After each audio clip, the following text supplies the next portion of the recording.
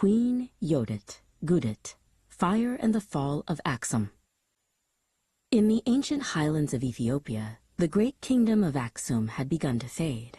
Its kings grew weak, its churches silent. From the shadows rose a queen named Yodit, a woman of fire, courage, and vengeance. King Gersum, the last of his line, clung to his throne in the palace, surrounded by crumbling walls and dwindling gold. He saw Queen Yodit as only a bandit, unaware of the sharp strategy she was weaving in the mountains. She was ready to strike the heart of the kingdom. Yodit's forces descended like a storm on the royal city.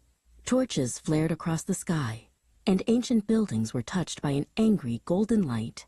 It was on this night the people first called her Isat, or fire, for the swift, consuming change she brought.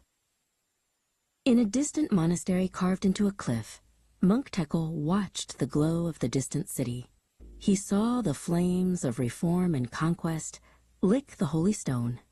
He later wrote, "The fire consumed the glory of our fathers, leaving only soot and ashes." Queen Yodit walked through the gates of the palace, now blackened by the revolt, not as a destroyer, but as the new ruler. The old kingdom was broken, but a new kingdom would be forged from the iron will of the woman called Fire. But Yodit did not just destroy, she also listened.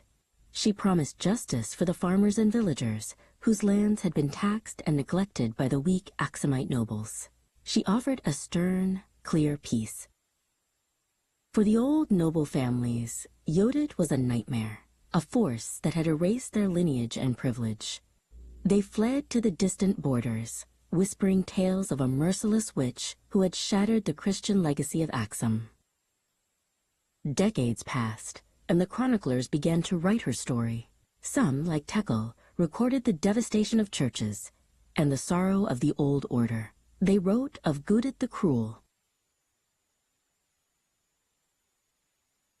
But another chronicle told of Queen Yodit the Liberator,